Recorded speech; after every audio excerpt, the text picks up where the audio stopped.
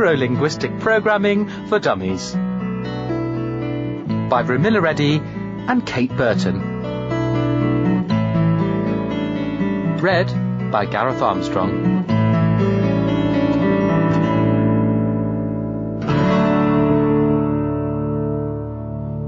Part 1. Welcome to a Brave New World. A man, being followed by a hungry tiger, turned in desperation to face it and cried, "Why don't you leave me alone?" The tiger answered, "Why don't you stop being so appetizing?" The moral? In any communication there's always more than one perspective. Sometimes we just can't grasp that because we can't see the way forward. Neuro-Linguistic Programming, or NLP, is one of the most sophisticated and effective methodologies currently available to help you do just that. So, welcome to the start of the journey. What is NLP? We're all born with the same basic neurology. Our ability to do anything in life depends on how we control our nervous system. So, much of NLP is devoted to learning how to think more effectively and communicate more effectively with yourself and others. Neuro is about your neurological system. NLP is based on the idea that we experience the world through our senses and translate sensory information into thought processes, both conscious and unconscious. Linguistic refers to the way human beings use language to make sense of the world.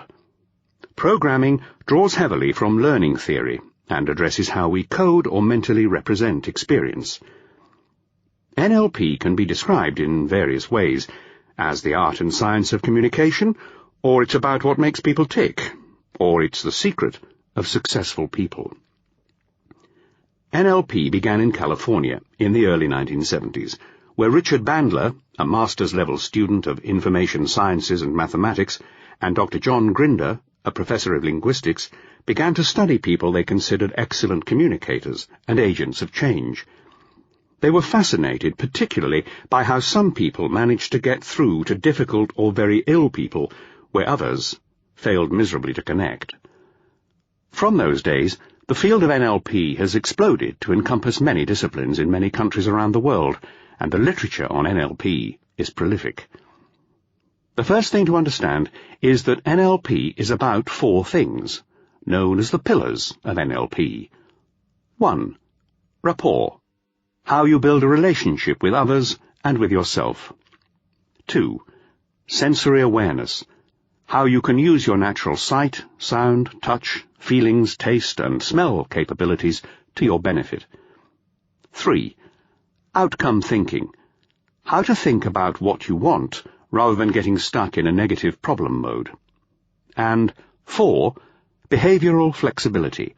How to do something different when what you're currently doing is not working. A word now about models and modeling. NLP works by modeling excellence. You find someone who's good at something, model how they do that, and learn from them. According to NLP, you move through life not by responding to the world around you, but by responding to your model or map of that world. What this means is that you and I may experience the same event, but we do so differently. Imagine that you come to the next Dummies party. We'd both have a good time, meet lots of friendly people, enjoy good food and drinks. Yet if we were asked the next day to recount what happened, we'd each have a different story to tell. In short, the internal representations that we make about an outside event are different from the event itself. NLP does not change the world, it simply helps you change the way that you perceive your world. NLP helps you build a different map that helps you to be more effective. At its essence, NLP is an attitude to life. It embodies a technology which empowers you with the tools and abilities to change anything about your life which does not reflect who you are today. Anything and everything is possible if you have the mindset and attitudes that support your success.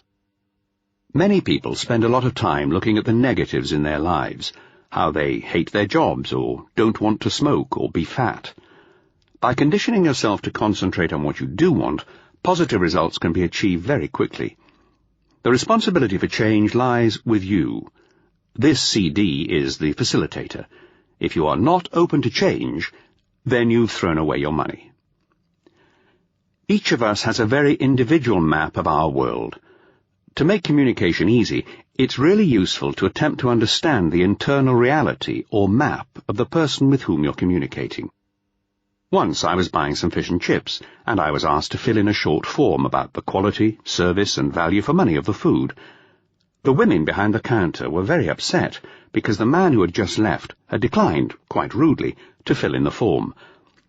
I asked the ladies if they'd considered how the poor man might have felt if he was illiterate and was rude because he was embarrassed.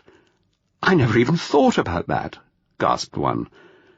Their demeanour changed immediately from anger and resentment to deep sympathy. They let go of all the negative feelings they'd been holding on to. You can use the same strategy whenever you find yourself in a situation where another person's response surprises you, irritates you, or just leaves you puzzled. Follow these steps to change how you think about that person. 1. Count all the blessings in your life. 2. With examples of your own good rattling around in your brain, put on your most generous hat. 3. Ask yourself what could possibly be going on in this other person's world that would warrant his or her behaviour. Once you've mastered this process, you may find that you're not only happier with your own lot, but that you can accept other people and their idiosyncrasies with ease. You act according to the map of the world you hold in your head. The map is based on what you believe about your identity and on your values and beliefs, as well as your attitudes, memories, and cultural background. Sometimes the map of the world someone operates from may not make sense to you. For example, a child's map of the world can sometimes make an adult think again. A policeman was sitting in his police van with his canine partner when he noticed a little boy staring in at them. The boy asked if that was a dog in the van. The policeman confirmed that the other occupant of the van was indeed a dog. The little boy got extremely puzzled and asked, "What's he done to get arrested?" An assumption of NLP is that there is no failure, only feedback. Worrying about failure keeps you focused on the past and the problems. If you examine the results you've already got, even if they're unwanted, you can then shift your focus onto possibilities and move forward.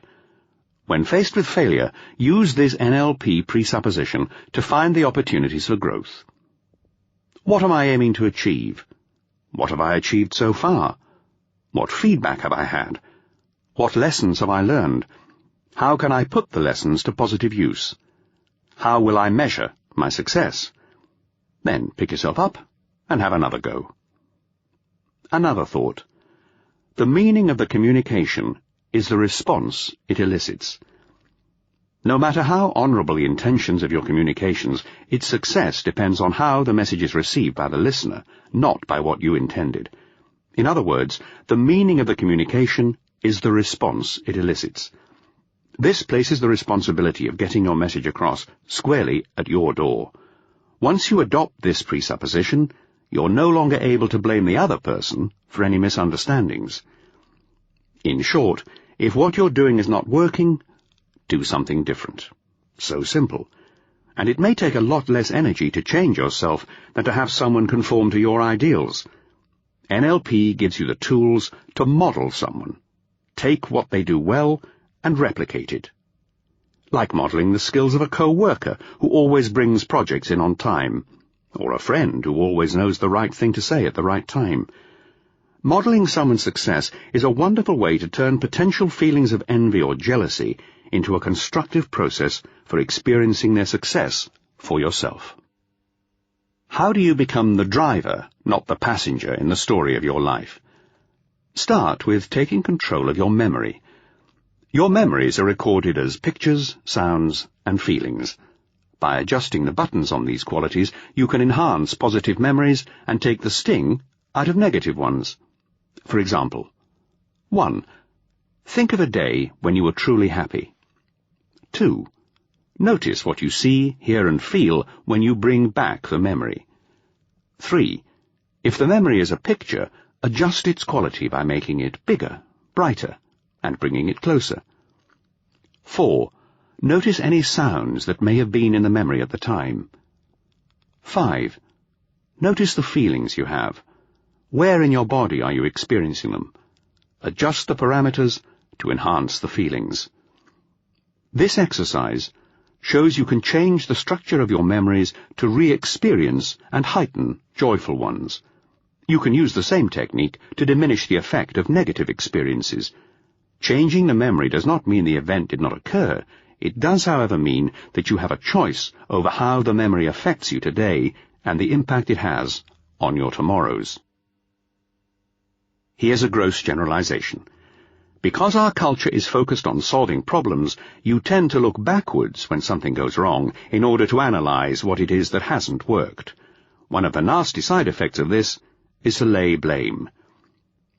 The problem with the problem frame is it stops you from thinking about the real results you want, examining previous successes and modeling those, and learning from what worked for someone else and emulating their strategies. When you go back to analyze why things haven't worked the way you wanted them to, you tend to focus on what's wrong, how long you've had this problem, whose fault it is, why this problem occurred, and why you haven't done something about it. Asking why forces people to go even deeper into the problem, become defensive, and move further away from finding a positive solution. There is a different way of thinking about problems and issues. We call it the outcome frame. If you want to move forward and achieve your goals, you need to be very clear about what it is you want. One way to work out what you want, and to put your energies towards achieving it, is to sit down and write your own obituary. You can then decide on the legacy you want to leave to posterity and the actions you would take to fulfill it. SMART goals were all the rage a few years ago in the corporate world. SMART stood for specific, measurable, achievable, realistic, and timed. Great, as far as they go. NLP builds on the SMART approach by making you use all of your senses to design a goal and to fine-tune it. When your desired outcome meets the following criteria, NLP says it satisfies the well-formedness conditions. First, is the goal stated in the positive? What you want needs to be very clear.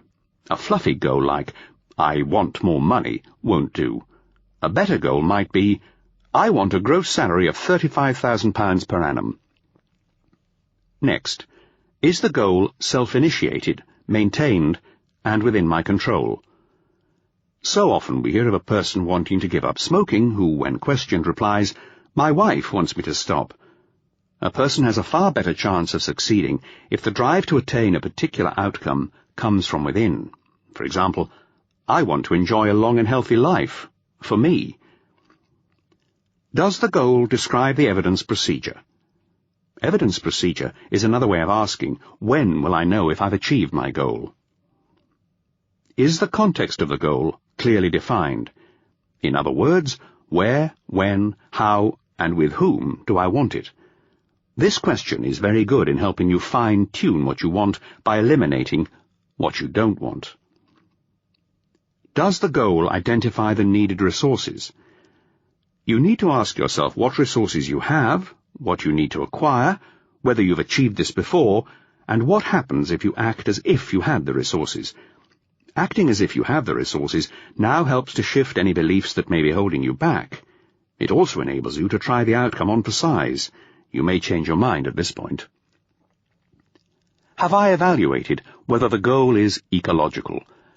In NLP, when we talk about ecology checks, we're simply asking questions to make sure that the outcome fits within all aspects of your life.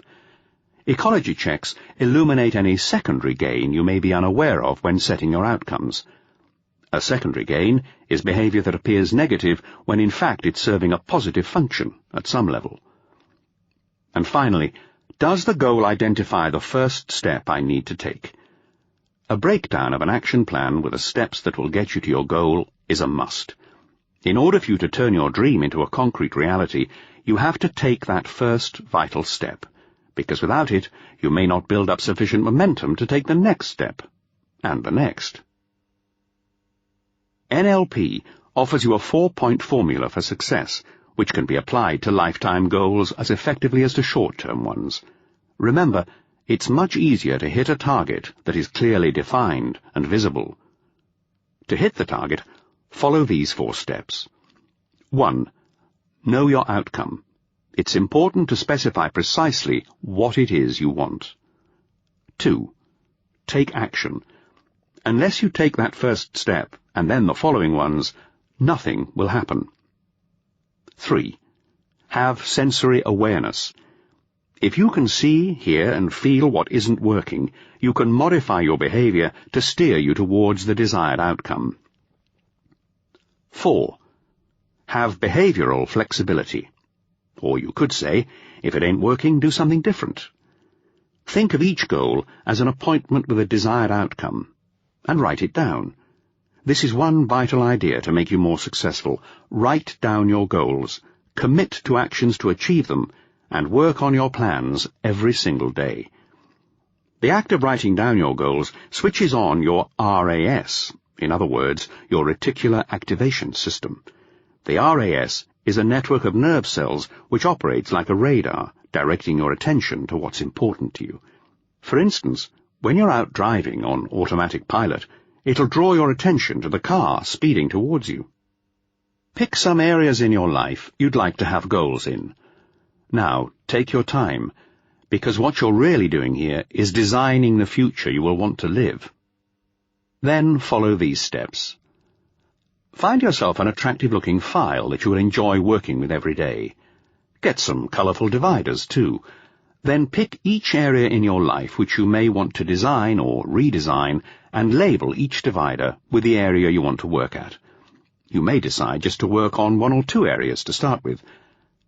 Next, think of some goals for each area, both long-term, lifetime, 5 years or more, and short-term, 6 months to a year.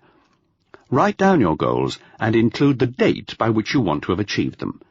You should break the goals down into monthly, weekly, and daily goals and write them in your diary along with their dates. Each night before you go to sleep, make a list of what you will do the next day towards meeting your goals. Savor the sense of achievement when you come to tick off the goals you have achieved, and count your blessings.